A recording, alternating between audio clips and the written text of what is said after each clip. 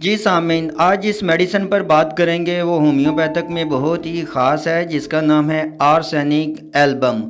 Homeo में doctor इस medicine को बहुत ज़्यादा मरीज़ों को इनकी अलामत की बेस पर रिकमेंड करते हैं और आज हम आपको इसके बारे में मुकम्मल आगाही और नॉलेज देंगे।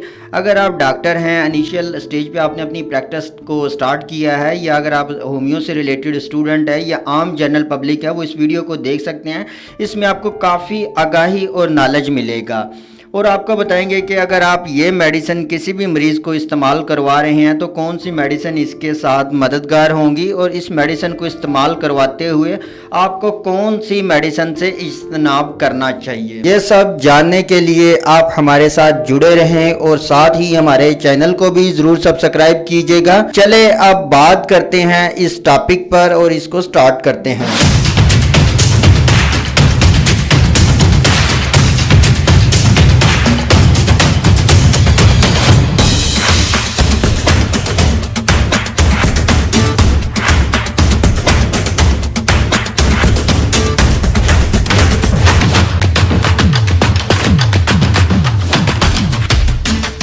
जी सामीन, आज का हमारा टॉपिक है आर्सेनिक एल्बम। आर्सेनिक एक बहुत ही महलक जहर है जिसके बारे में कहा जाता है एक दफ़ा जिस्म में सरायत कर जाए तो इसको कभी नहीं छोड़ता।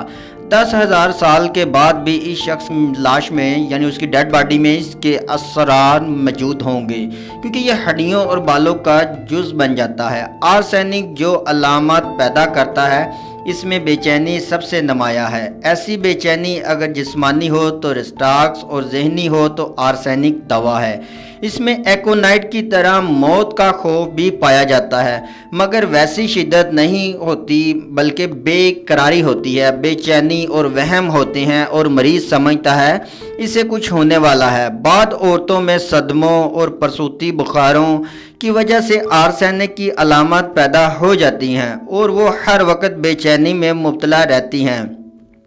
इसका मरीज़ बेहद नाजुक और नफीस मजाज होता है जो कपड़े की ज़रा सी सलवट भी बर्दाश्त नहीं कर सकता। कमरे की सब चीज़ें तरतीब और सलीके से रखता है। अगर कोई भी चीज़ ज़रा सी भी छेड़छाड़ कर दे तो गुस्से से भड़क उठता है। आर्सेनिक के मरीज़ के अखराजात सख्त बदबूदार और मुतफन होते हैं।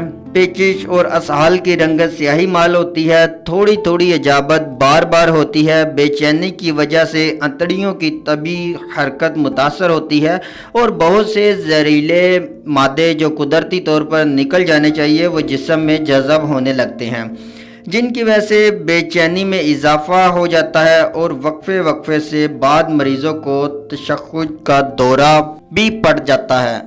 अगर वक्त पर आर्सेनिक दे दी जाए तो अंतड़ियों की हरकत मामूल पर आ जाती है और मरीज़ की तबीयत बहाल हो जाती है।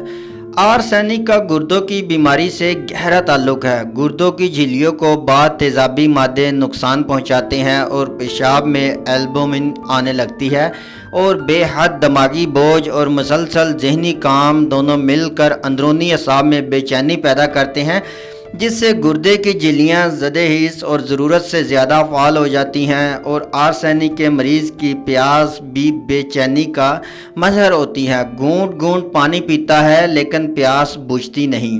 असल में ये प्यास है ही नहीं, महज बेचैनी है जिससे बार बार मुंह खुश्क होता है, जिसे तर करने के लिए मरीज़ घूंट घूंट पानी पीता है। अगर बीमारी लंबी हो जाए तो प्यास कलीतन गायब हो जाती है, यानी काफ़ी हद तक इसे प्यास लगती ही नहीं लेकिन बेचैनी कायम रहती है। इस सूरत में सारा जिस्म बेकरारी से हरकत करता है। अगर जिस्म में ताकत ना हो तो मरीज़ दाएं बाएं सर पटकता है। मुँह खुश होने के बावजूद पानी पीने को दिल नहीं चाहता।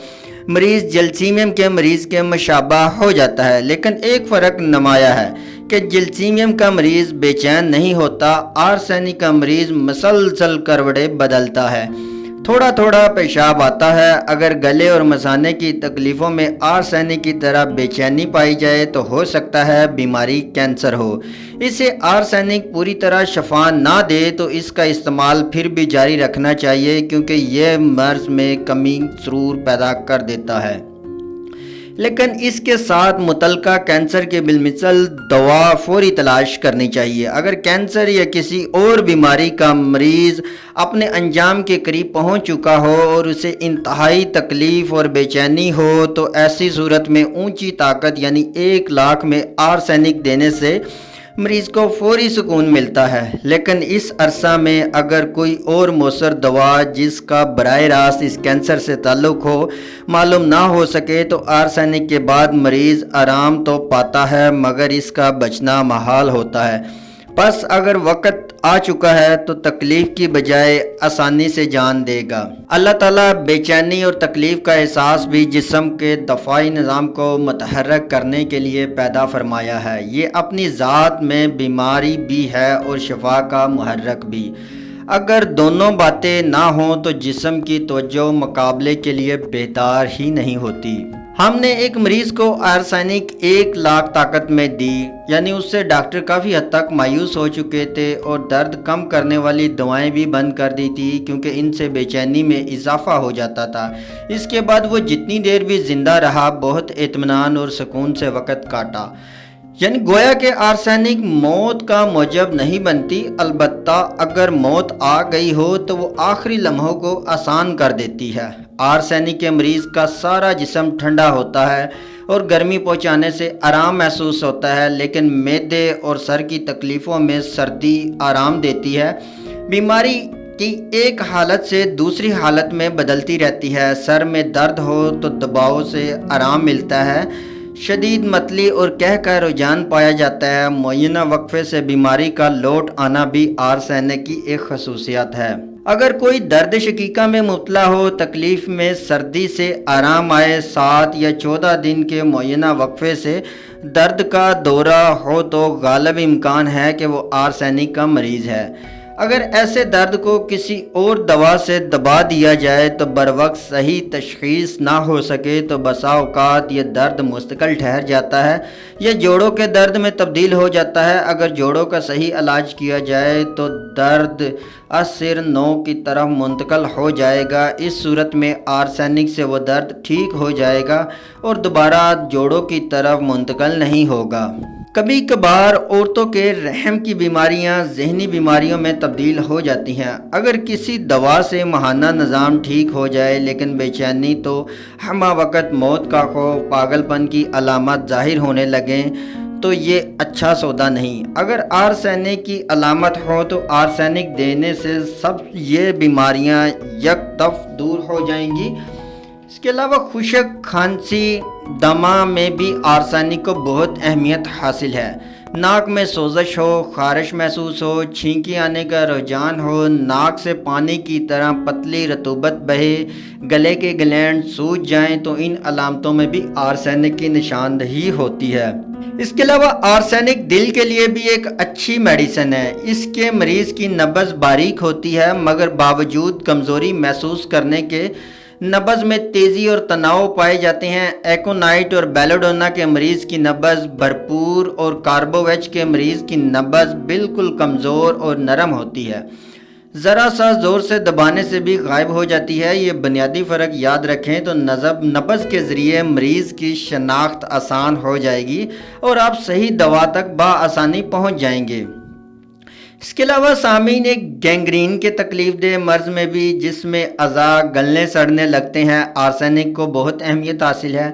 ہمارے تجربے کے مطابق یہ بات ہے کہ جہاں ڈاکٹروں نے گینگرین کے خطرے کی وجہ سے اعضاء کاٹنے کا قطعی فیصلہ کر لیا تھا، وہاں مریض نے ہمارے کہنے پر آرسینک 200 پوٹینسی یا اس سے اونچی پوٹینسی میں استعمال کروائی تو اللہ پاک کے فضل و کرم سے گینگرین کی جو علامت ظاہر ہو چکی تھی وہ سرے سے غائب ہو گئیں۔ ایک نوجوان کا ہاتھ مشین میں آ کر کچلا گیا، اس کے زخم مندمل نہیں ہوئے اور بگڑ کر گینگرین میں تبدیل ہو گئے۔ ڈاکٹر نے مایوس ہو کر پہلے انگوٹھا پھر بازو کٹوانے کا مشورہ دیا۔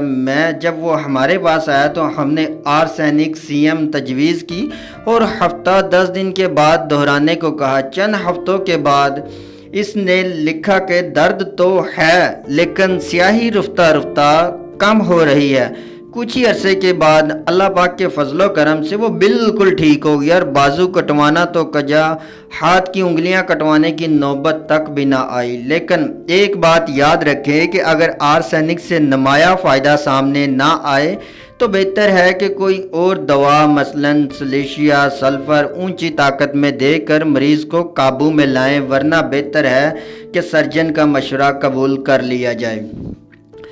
آغاز میں اگر ہاتھ کٹوانے سے جان بچ سکتی ہے تو دیر ہو جانے پر بعد دفعہ بازو بھی کٹوانا پڑتا ہے، اور پھر یقین سے نہیں کہا جا سکتا گینگرین جسم اور دماغ کو متاثر نہ کرے گی۔ عام ناسوروں میں جو گہرے ہوں، ہڈی کو بھی کھا رہے ہوں تو آرسینک سے زیادہ کالی آیوڈائڈ یا آرسینک آیوڈائڈ بہتر کام کرتی ہے۔ آرسینک کی بیماریاں دن یا رات کو 12 بجے کے بعد شدید ہو جاتی ہیں۔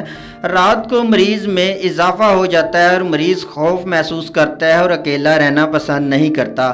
تکلیف بہت بڑھ جائے تو کسی کی موجودگی بھی فائدہ نہیں دیتی۔ آرسینک کے مریض کے جسم میں جگہ جگہ سوزش کی علامت ملتی ہے، خواہ وہ بیرونی ہو یا اندرونی۔ آنکھ میں بھی آرسینک کے مریض کی سوزش بہت نمایاں ہوتی ہے جو ساری آنکھ پر اثر انداز ہوتی ہے، لیکن کالی کارب میں یہ سوزش اوپر کے چھپر تک محسوس ہوتی ہے۔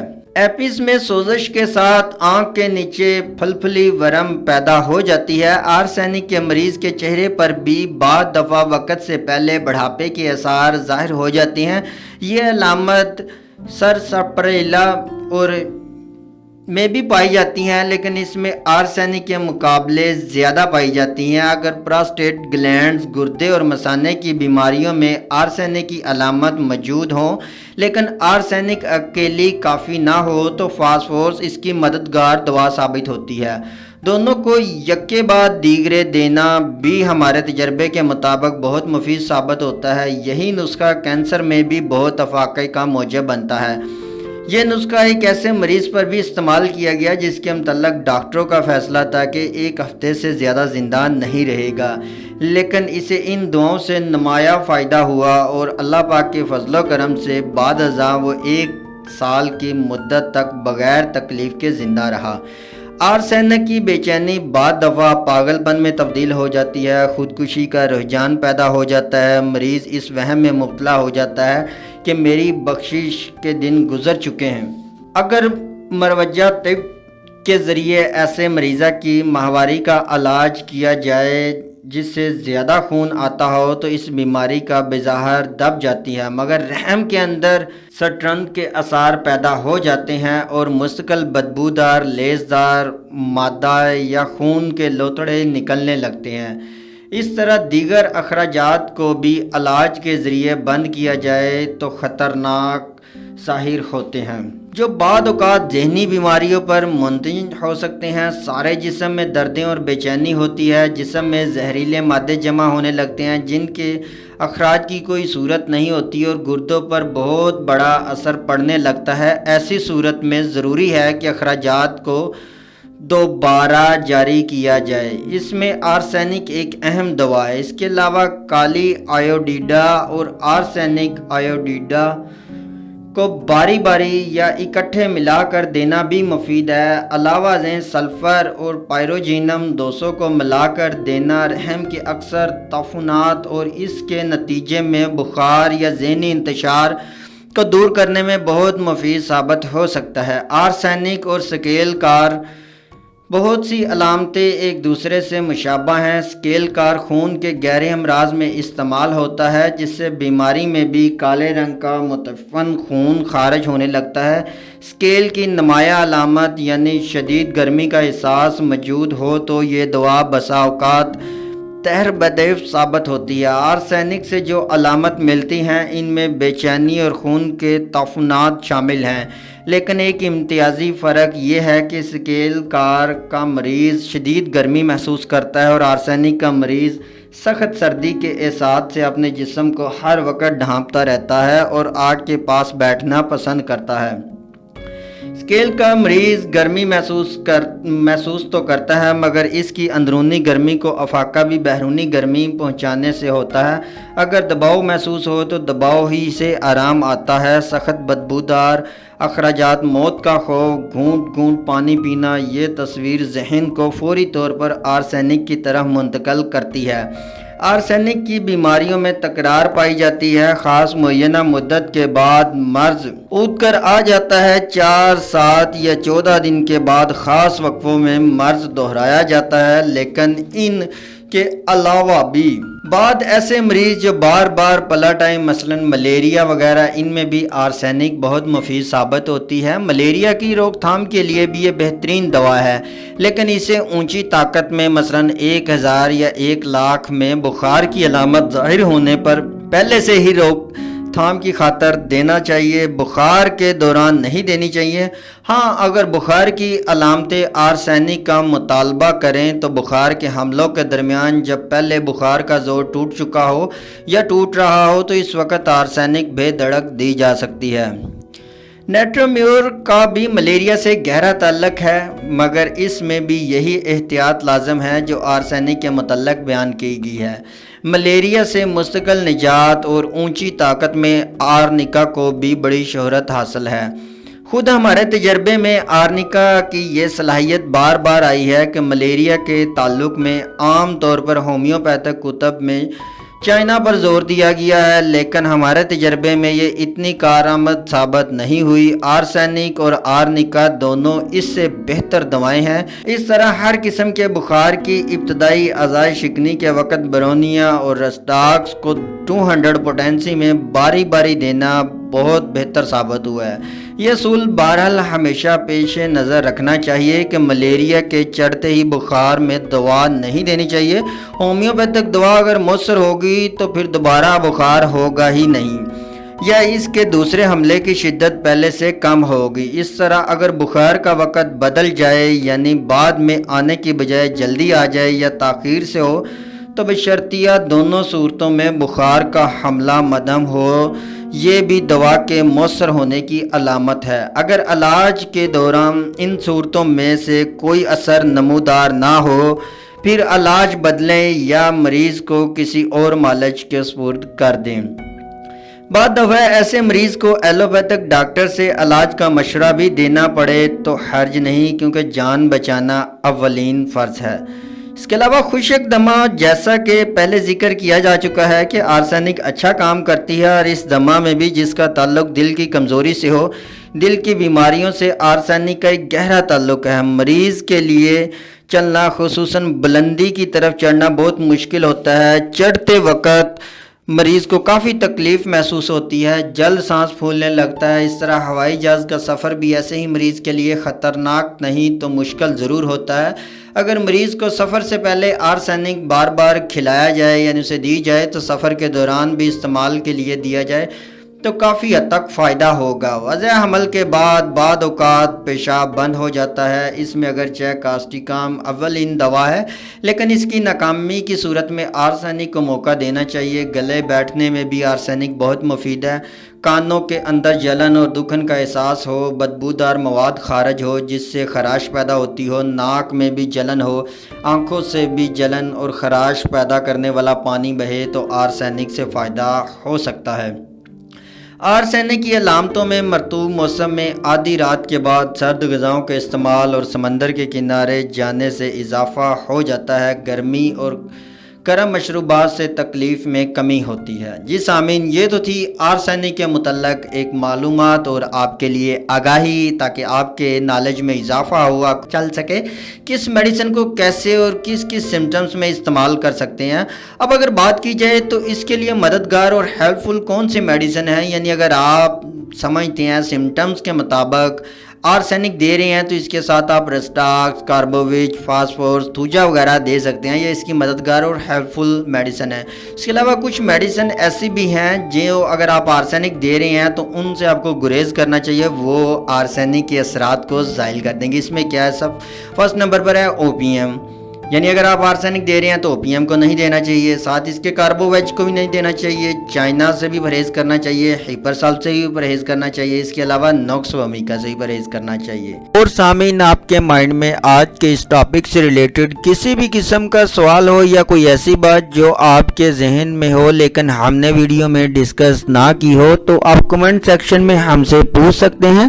آپ کے پوچھے گئے تمام سوالات کا جواب ہم ضرور دیں گے۔ اگلی ویڈیو تک ہمیں اجازت دیں، اپنا خیال رکھیے گا، اللہ حافظ۔